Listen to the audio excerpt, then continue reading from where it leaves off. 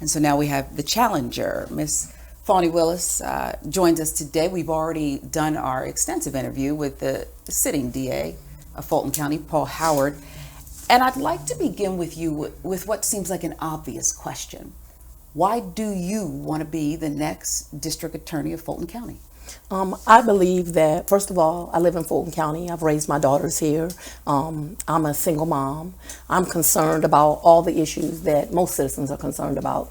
Everyone from my city and the city of South Fulton and even below that to north of the county. We have a real concern with public safety. The current office as it operates is broken. It is not going to be able to keep the citizens safe. And I think that the citizens of this county are entitled to the best and the brightest to serve them to make sure that we are safe. The district attorney's office in Fulton should be the beacon of the Southeast. It should be the absolute best office between Washington, D.C. and Miami. And right now what you have is an office of dysfunction and corruption, and we deserve better. And I am the right choice to improve it. Corruption, Ms. Willis, that's a strong word to level against the office that Paul Howard has run for nearly a quarter century. If he gets reelected, it'll be more than 25 years. When you say corruption, speak to it specifically. I think that there are several things, and I don't think that they're any longer up for debate. I was very, very proud to work at that office. I am an HBCU graduate, Howard University Bison. My father is a former, and I guess always, a Black Panther.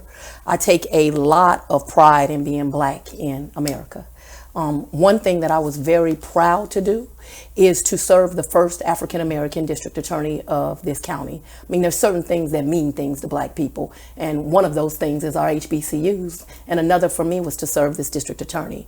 I am completely disappointed in some of the behavior that we've seen come out of that office, and just disheartened at the fact that the city of Atlanta, in my opinion, did something that was completely altruistic.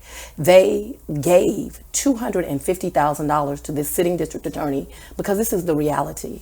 We have a gang problem in Fulton County, and they wanted to do something that was honorable. They wanted to go pour money into programs that would snatch children out that are probably very likely to be initiated by those gangs and help them. What the district attorney that sits right now chose to do was take $250,000 of that money and put $195,000 in his pocket. I challenge you, Ms. Reed, and anyone you know, to find any nonprofit organization in this country where 80% of the proceeds are taken to benefit the CEO. And there's no dispute about it, because he admitted that he started the organization because he wanted to give himself a salary raise. That's not why you start nonprofits, and that's not an altruistic reason or a motive. And I think that us as citizens should not only be disappointed, but disgusted. So you raised some strong issues, and indeed Paul Howard has acknowledged some things, including that raise, as he calls it.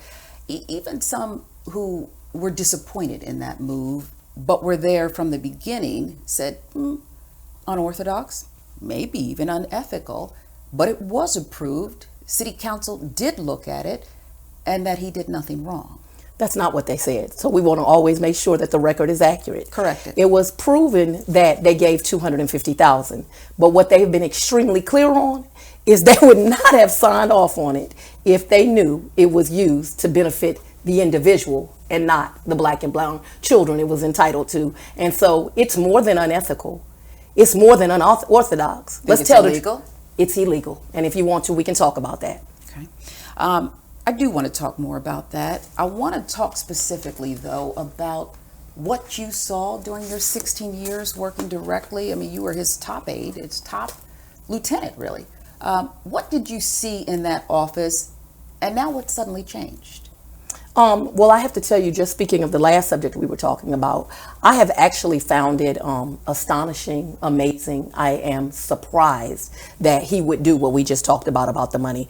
Had no idea of that. As a DA that worked in that top position, had never heard of this PPP nonprofit that he's bolstering about now. Don't know of any good works that they did, and I challenge you to find some. So that was very new knowledge to me.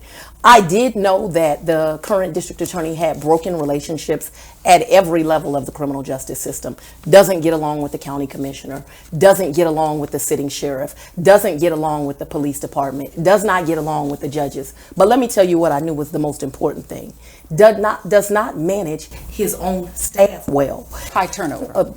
Not high, like ridiculous. If there are supposed to be 109 lawyers employed at one time, 230 employees total on any given year for the last decade, you're going to watch 70 lawyers walk out the door. Is all that, though, to be laid at his feet? I understand he's the head of that office, but there's a lot of dysfunctional workplaces, right? We've all been at them, and that's just the way it is. I would say it's not the way it has to be, and we cannot accept it.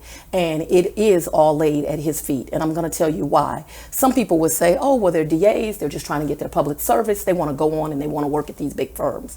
That is not what we find. You know, now I sit as a defense attorney, and I have walked into courtrooms in Gwinnett, in DeKalb, in Henry, in Douglas, in Cobb, everywhere around here, where the DAs that we trained in Fulton, where we poured money and resources into, because they do not want to work in that dysfunctional office, they have gone and taken that talent, that training, those stripes to say, and they have taken them to other jurisdictions. That is a dysfunctional way to run. But it's not just that, oh, Miss Willis, you're just describing a bad work environment. What do we as the voters care about that? Let me tell you what we as the voters care about it. It means when someone that you love is hurt, when they are armed robbed, when they are pistol whipped, when they are raped, God forbid, when they are murdered, you have a DA sitting there that doesn't have the qualifications and the experience to do the job. What I can guarantee you is with my reputation, with my community ties, I am going to be able to attract the best and the brightest minds to that office. And we are going to have DAs that stay, that love to serve the citizens in Fulton County, and that we pour into. And it's going to make a difference in everything that a DA should do. I want to know how, when you decided to enter the race, were you approached, and by who? Oh my God, I've been approached for probably 7 or 8 years. People have been begging me, will you please run for the district attorney's seat? The office is broken. What Paul kind of doesn't. people? Oh my goodness, from community activists. I can tell you a funny story. There's an African-American couple, the Jordans. They live down in South Fulton. I was sitting at the nail shop one day, minding my business, having like one of them days for yourself in the nail shop. And I can remember that Daphne Jordan, who is a big community activist, and her husband, Walter Jordan, she did the slider bill. I don't know if you're familiar with the slider bill. And I'm sitting there minding my business, getting my nails done, having some just funny time, right? And Daphne Jordan loud in the middle of the nail shop 3 years ago, girl, please run for DA. He is not doing anything about crime. He won't meet with us. He won't talk to us. Crime is out of control. Will you please run? You're the only one that has the experience and the talent. Those experiences, of course, I live in South Fulton. They came more from advocates in South Fulton. Those are the people that actually know me. But I have actually heard that lawyers in that office that sit there right now send me encouraging messages. Please take over. Please do something to correct this. Victims that I used to deal with. The plethora of people is a lot, but it has been people that are concerned about the way things are going. And I want to get back to others who may have asked you to jump in the race, but your own record, you prosecuted a lot of cases. You were there for a long time. Do you stand by each and every one of them? The tactics used? Oh, I stand by the cases that I individually had. I made decisions on those. I do stand by the cases that I was on, that I served on. I was there for 16 years, 4 months, and 4 days, but who's counting? And so when I was there for 16 years, 4 months, and 4 days, over 8 of that was spent doing just homicides and doing cold cases, which are typically homicides that usually have a sexual component. They can be difficult cases. You know, a lot of them were shaken baby cases. A lot of them were gunshot victims, stabbings, you name it. I've done it. I've tried well in excess of 100 cases as lead prosecutor. Do you remember your record? I did very well. I mean, I evaluated cases well and took them to trial. It would be in the 90 percentiles. I am a great trial lawyer, and that's made me a great supervisor and a great trainer, because not only am I compassionate towards victims, I'm compassionate about those I teach. I've been compassionate towards defendants. I have very good relationships with the defense bar, always reasonable, but always fighting for my victims. Even your critics would argue that when you stepped in front of a courtroom more often than not, Fani Willis was going to get a conviction. If she believed in something, if she charged and went through with it, there was going to be a conviction. There is one case that I know that you must hear about from time to time, the cheating scandal with APS, the teachers. You were the lead prosecutor. You went after them for racketeering, which some, particularly some of the Black community, felt that was an overreach. There's been much talked about, written about your tactics, striking many Black jurors, fish and grits, coded language, some would argue, that you said in front of a seated jury. Is there any regret about how you handled that? Because I know at the time you said this is about the children. And I still say that it is about the children. And I want to correct one thing that you said. I always, when I pick a jury, and there was no different for Atlanta Public Schools, make sure that I have a jury that is diverse. I have a theory that if you have a jury that is diverse, it keeps people honest. They don't go back there and talk about issues that have nothing to do with the case, but they will focus on the case. Do you remember the makeup of that jury? I do. 6 African American, 6 Caucasians, everything from a high school diploma to a PhD. See, it's important that you get people from all walks of the society. And so I had 6 Blacks and 6 whites. And so when the 12 people judged that case, they were from every section of our community, and they were from those 2 racial makeups. And so that's the first thing I want to correct, because people will say those facts and not realize that they had a evenly split jury on there, and all of those people said that their children were hurt. If you're asking me if I was a sitting district attorney, would I have done that case in that way? I might not have decided to charge that case. I might have done something alternatively. But this is what I've been unapologetic for, and I have to tell you, it is something that has upset me. African American children were harmed. And I hear people that they want to talk about teachers, but they want to ignore that African American children were harmed. I have had too many of the Black middle class come to me and say, them kids weren't going to be nothing anyway. They poor, they Black, they didn't have any chances. What I can tell you is that children that don't get their education, they typically drop out at about the 10th grade. And by the time they are 17 or 18, they become defendants. It is one of the reasons that you will hear me when you talk about the things I'm going to do. I have this passion for youth programs and this passion for this pre-indictment diversion program, because I know our kids, they just got a raw deal. They never got the education that they were entitled. They never got what they deserved. And as a result, their options now are less. This is the reality. Most African American children aren't going to be professional football players, professional basketball players. Most people are going to get ahead just like you did and just like I did. And that's through education. And so I am very passionate about those children mattered. I fought for them, and I'll accept that criticism. Okay. But you would perhaps, if you were in the top spot, have approached the case differently. Because what you said makes sense, I think, to all people, not just Black people. But were they overcharged? Was it overkill for many of these people who've never been in trouble in their lives? I think if people look at what the charges are, and if people really understand RICO, so when I say RICO to a layperson, they think my favorite book. They think The Godfather, right? They think The Godfather. They think that RICO is a mechanism used only for gangsters and mobsters. If people really understand what the racketeering charge is, it is most often used for corporations. And so the theory was that the Atlanta Public Schools was a corporation, and through the corporation they did false documents and false statements. That's the way it's actually typically used, probably about 60% of the time. 40% is this kind of notion that we think of that's sexy, right? The gangsters is sexy, the corporation ain't sexy at all. And so it was a tool to charge them with the crimes that they committed, which were the false documents, the false statements. I was never, and I don't sit here today, interested in one teacher or one educator going to jail. I don't think that's what is appropriate. I do think, though, as a kind of a city, we have to have an acknowledgement. Okay, some children were hurt, some wrong was done. How can we correct it, and how can we move on? I don't know, you're a little younger than me. I don't know if you've ever been in a relationship and some things went wrong. But if you've been in a relationship and things went wrong, before you can get past what went wrong, it's got to be, oh, I'm sorry I did this. This is how we get past it. This is how we get through it. And I think we need that as a city. It's accountability. Like, you got to have accountability. Like, babe, I need you to say you're sorry, not you didn't do it. And so until we can get to I'm sorry, we can't get to fixing it. And as soon as we get to that, I don't need them to go to jail. I just need us to acknowledge what I offered in that case is that for people to go through pretrial programs, or once they were charged to have misdemeanors, guess what their community service was going to be?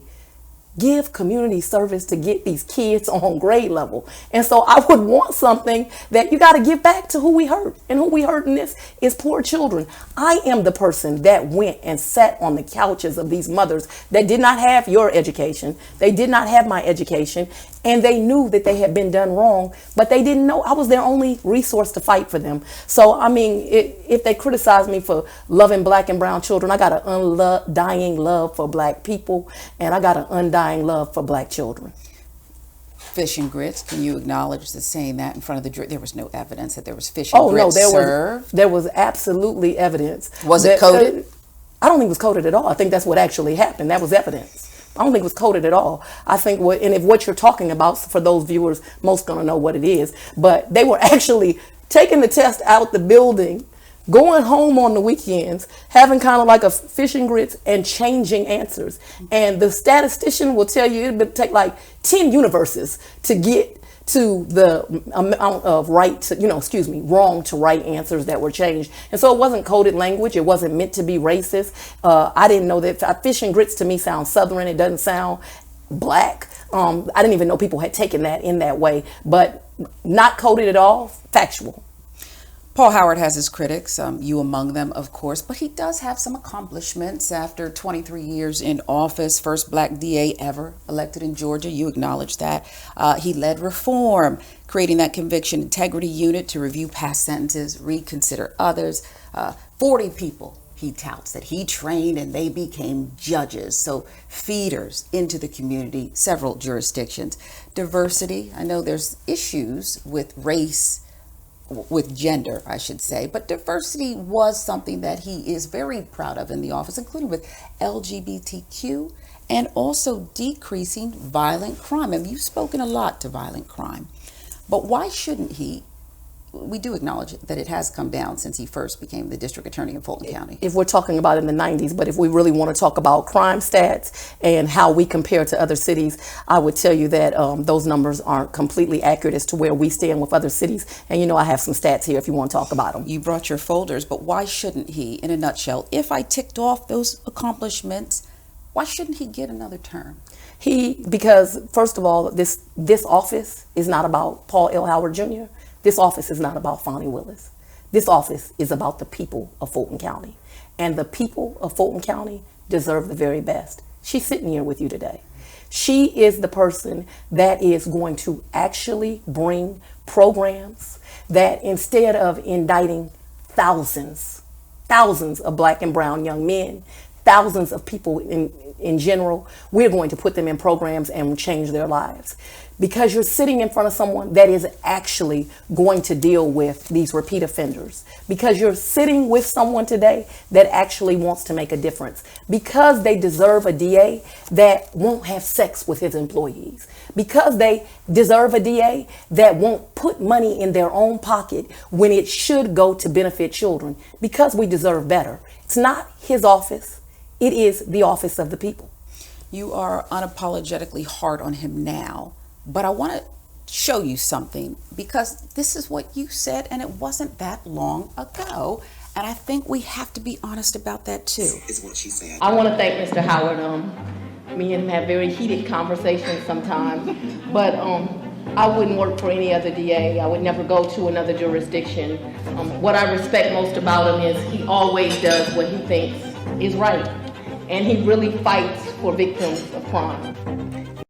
As you sit here challenging him, you said he always does what's right and he fights for victims. What changed from what you said then to where you sit today? I want you to take that statement in its whole, because I think that it's important in his whole. Sure, context. Context, right, actually, in context. But not just context, the literal words that we're saying.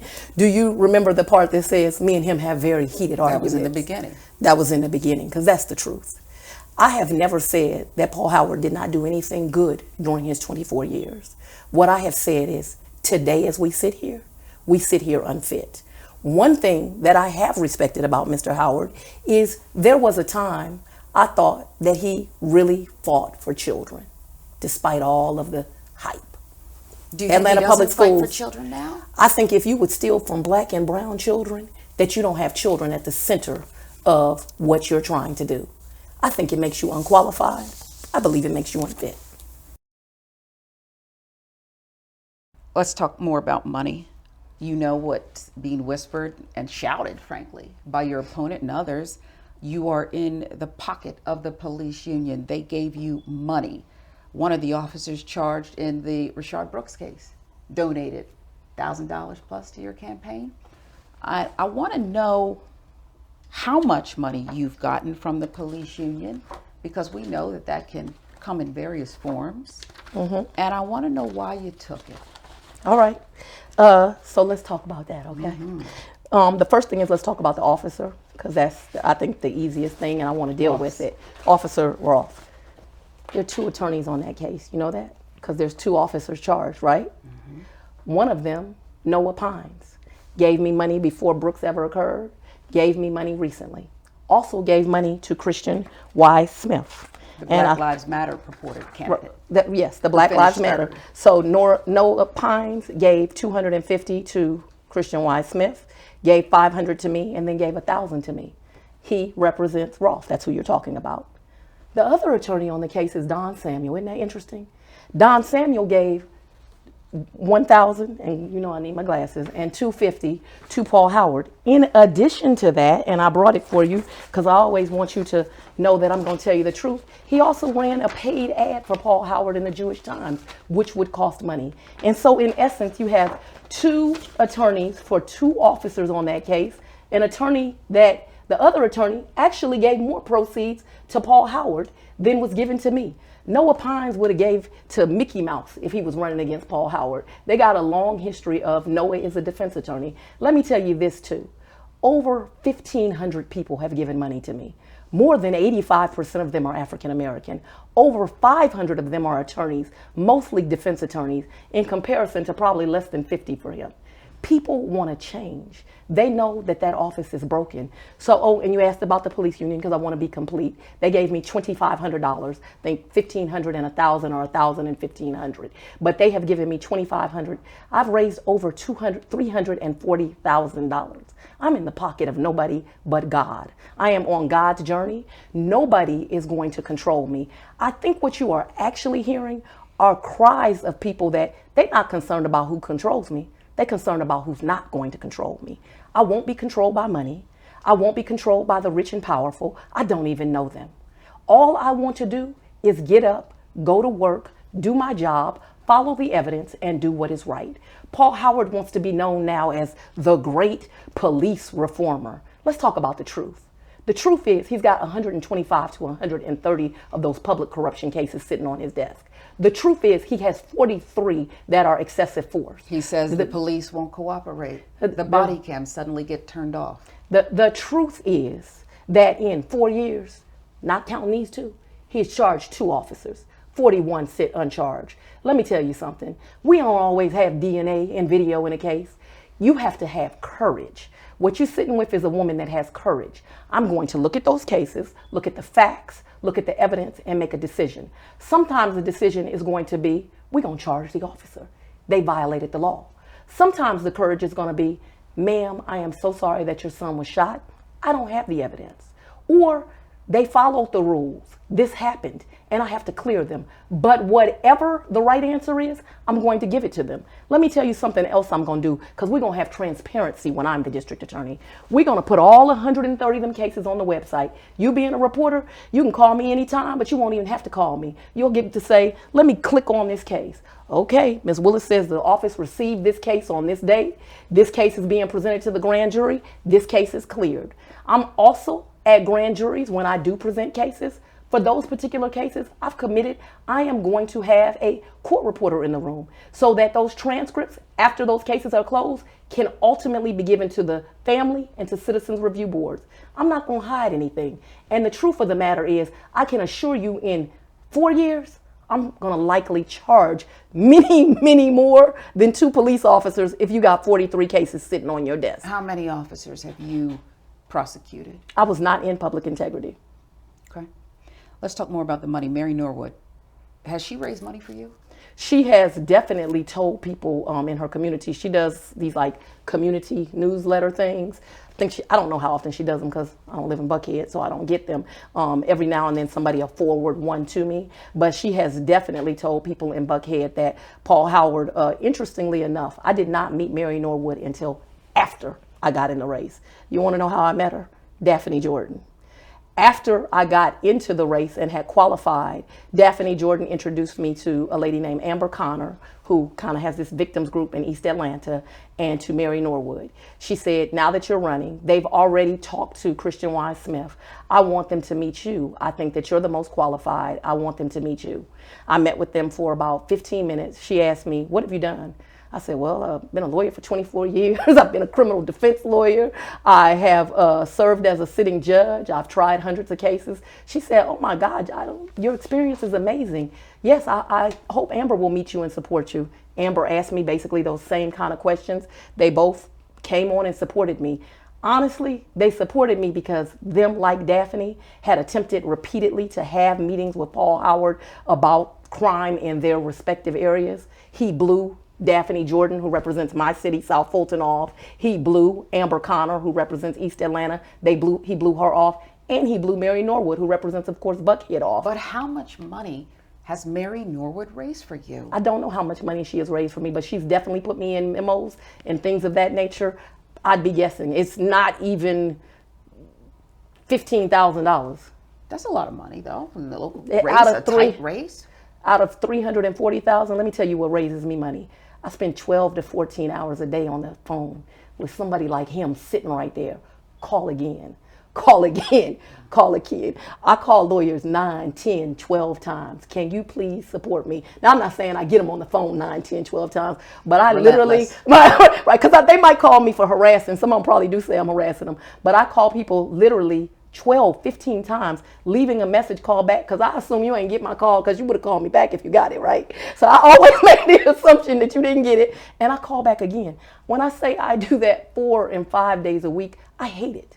I hate Should that. it concern people, particularly the climate we're in with this racial awakening, this social justice reform that people are demanding, no longer asking for? Should it concern them that you are getting money from the police union, that Mary Norwood's raising money for you? And then there's the accusation that the Republican Party has entered this race and is trying to impose their will on this race. Should that concern people? None of the above should concern people. I am an independent thinker. I am going to make decisions based on the facts and the law.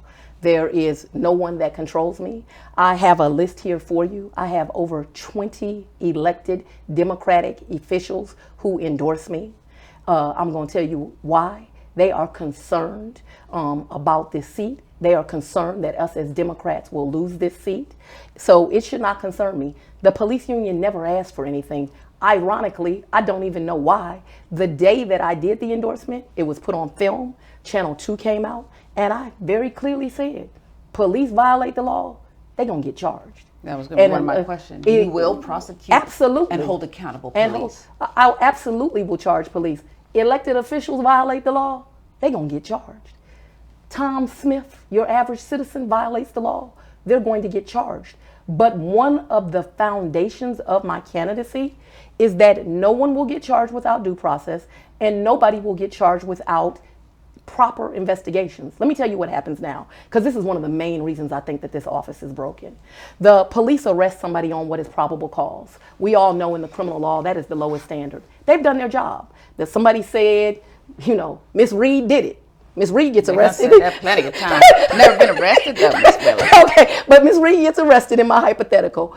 What should happen then is when it gets to the district attorney's office, we are going to do a complete investigation. Upon us doing that complete investigation, I believe far less people are going to get indicted. Because I think when you do a thorough investigation, you'll find evidence is not there. Guess what else you'll find though? Evidence is there. And now we actually have the evidence to make the case. And so we can pursue them. The other thing we're going to do is what I love to talk about, which is my pretrial program. Okay, Ms. Reed. Like a diversion? It's a diversion program, but it's very important. Right now, we do not have a diversion program before indictment. So we charge everybody. We put that scarlet letter on everybody. This will be done. There will be no indictment drawn. You'll be required to go do community service, maybe get your GED. It'll be customized because the whole idea is that we don't treat people like widgets. And so we will put them in that program because Ms. Reed did what they said she did. But we think if she do a little community service, maybe take a theft prevention class, she'll see the error of her ways, and we want her to be able to get those student loans. We want her to be able to get a job. We want her to be a productive member of society. A lot of activist groups, they've been asking for that. They do want that. Oh, absolutely. I think that we should, and look, this is what's so sad. You know, Cobb has it. And a lot of the surrounding jurisdictions. And so I wish I could say this is Miss Willis's brainchild, but it is something that all these other jurisdictions use. Why don't we use it? Did you call for that during your 16 years? No, I did not call for a pre-indictment diversion program. We had diversion after the fact. Part of it has been as I've been out here as a defense attorney. I was a defense attorney in the beginning of my career for 4 years. I'm old now. And now again at the 2 years. And when I would have clients and represent them, I started to learn, wait a minute, this is a great option. Well, I evolved in a lot of ways, but that was a way that something I didn't know, that people were doing diversions pre-indictment. I was like, why aren't we doing this in Fulton? But I evolved in a lot of ways, representing people. One thing that has really impacted me is I was a defense attorney early on, but now going to prisons, visiting my clients, seeing how many of people that look like me and you are in there, we've got to change something. The way we're doing business, it ain't working. At some point you got to say, this is not working. Our crime is up. We've got too many kids that we could be putting through the school system, doing good things, sending them to trade schools. We can make a difference. This office can impact lives. And when I'm elected, we're going to impact lives. Some would argue that the district attorney is perhaps the key to everything, that office. You decide, you have the power to charge, not to charge. I want to ask you about those 6 officers. The taser was used on the 2 college students during the George Floyd protests here in Atlanta. They were charged quickly. You've been critical. What would you have done? Oh, what I would definitely do differently is I think police officers should be treated like all of the other citizens. Now, obviously, I'm at a great disadvantage. I don't have access to all of the evidence even the district attorney has. I don't believe the GBI has completed their investigation. I would wait and have both investigations. I'm so happy you brought this subject up, though. It's something else I want to make sure that I leave you with. The district attorney on both the Rayshard Brooks case and those 6 officers' cases, he held this show. That's what I call it, girl, the show.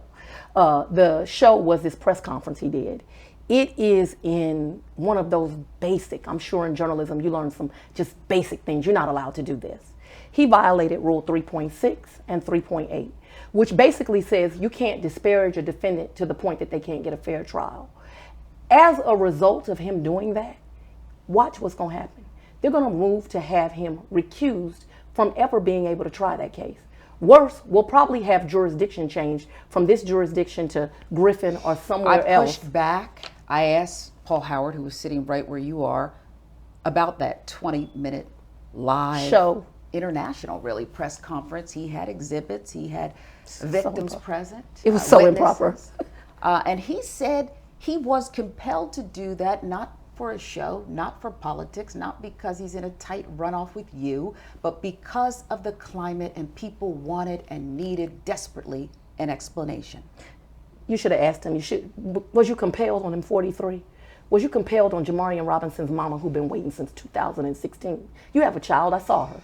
Can you imagine sitting waiting on an answer for 4 years? The answer may be that you're not going to charge, but you deserve the answer. If you feel compelled when there's no lights, no camera, no action. Feel compelled every time. I, as the district attorney, am going to feel compelled to get those mothers' closures, to get those police officers' closures every time. I don't care if the world is watching. I'm going to do it because it's the right thing to do. And, I've had people tell me, Fani, probably going to go through, you're going to end up charging a lot of cops. You'll only be the DA for 1 term. I said, guess what? For 1 term, we'll do what's right. You mentioned Rashard Brooks, shot in the back. There was a struggle before for a taser, non-lethal. There were some issues since Paul Howard did call it a lethal weapon not too long ago, but not non-lethal. Shot in the back, charged quickly. You have concerns about that, though some of your critics would say, look, we just talked about this. As an everyday citizen, happens every single day. Quickly charged, up against it. Why should it, as we talk about this awakening in America and the demands, why should it be any different for police officers? Just because they're crying now. So let me tell you what I tell to them. I don't believe, I've lost someone to homicide. It's a very painful thing. I know as the family who loses somebody, what you don't want is an arrest warrant, which that's all we got, is an arrest warrant. What you want is closure and a conviction. Paul Howard, via that press conference, Paul Howard, via these illegal subpoenas he can't justify, Paul Howard has done nothing but assure that it is more difficult to get the family the indictment, because that's the first thing they want, right? They want an indictment. You couldn't even go to a grand jury right now. The next thing they want is an actual conviction. And the absolute best way to do that is to take your time and do it right. If you've ever been in a fight, you don't let somebody hit you.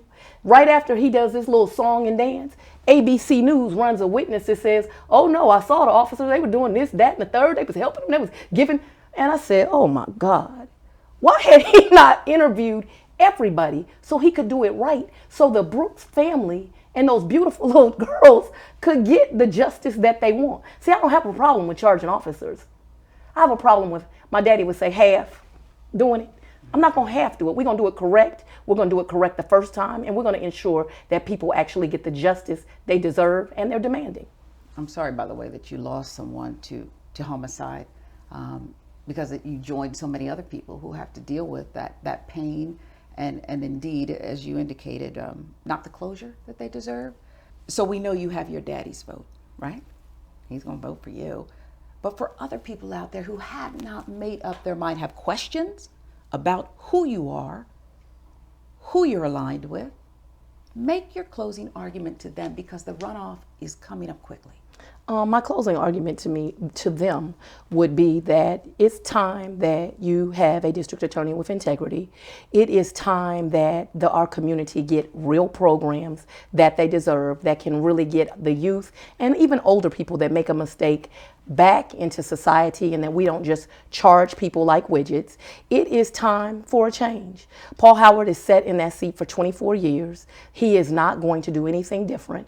And further, it's really a choice between myself and a Kemp appointment. There is no way that a district attorney can sit there that has admitted to committing a crime and the AG's office not charge them and they be removed. If we lose this seat, the Republicans, the actual Republicans, will have this seat for 2 years, and we will lose the ability to move forward, to actually keep this seat. I am in the hands of nobody. I am on God's journey. I plan to do the work of the citizens of Fulton County, to keep everyone safe, to represent everyone, and to make sure that those that break the law, whether they are a police officer, whether they are an elected official, or whether they are the person that kicks in your door, that they are prosecuted, that they are held accountable, and that we as a society are safe. Okay. Fani Willis.